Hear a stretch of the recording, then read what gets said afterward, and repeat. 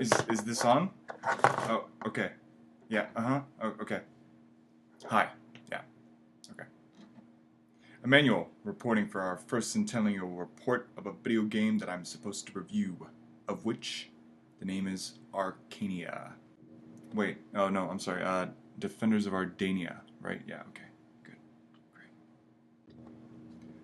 Okay, I'm gonna level with you guys. I never played tower defense, ever. I still don't know what Dota is about or why Valve was talked into buying it. And as far as I'm concerned, it's about a bunch of magical wizards dressed up in Halloween costumes. But apparently League of Legends is a tower defense game too. I mean, well, there are a few of these things, so I guess it's my duty to finally report on one. I was actually pretty relieved to find out that this one was called a tower offense, as opposed to the regular defense affair, so I was a little intrigued to try this one out. I was in a thoroughly uncomfortable place when I first played the game, to be later reviewed. So I was twice uncomfortable. If the developers or listeners can take any solace from that, I was in the middle of a 6 month trip to South Korea when the assignment came in, and William told me I had to play this game or else he was going to replace me with Victor, which I obviously wasn't going to let happen. So there I was, in the middle of a country where I couldn't speak the language and was pretty hungry actually, and I had to then play something that I was even more uncomfortable with, a game without any direct correlation to a gun or shooting people in the face.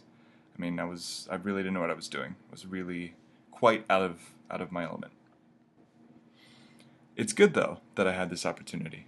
I've spent so much of my life playing and doing things I'm good at, which has resulted in me having a very narrow scope of the world. I can't tell where Cambodia is on a map, for example.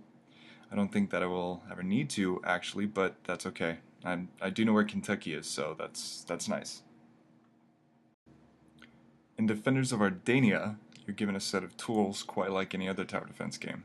However, this time, you are then allowed to set forth your own fleet of dudes and dudettes to carry out your various attacks and what have yous. This, of course, bringing a whole new layer to the tower defense thing. In this case, making clearer the offense they were talking about.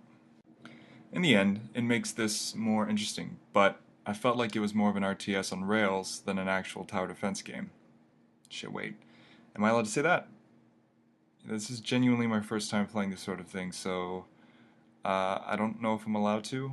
I mean, I spent 10 minutes before this game actually playing tower defense, so actually, yeah, just retract what I just said. It's moot.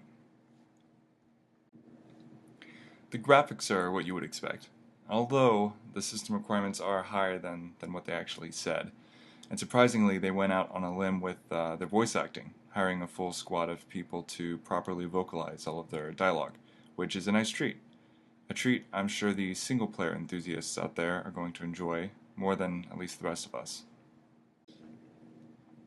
The game fills a sort of niche market, I think. You have to be into tower defense, and then the curveball of added offense for it to sort of be your type of thing, I guess.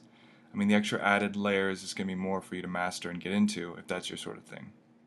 I will say that the way they present it all is pretty impressive. It does sort of have this magical, lackadaisical feel the entire time, which is embraced by me at least.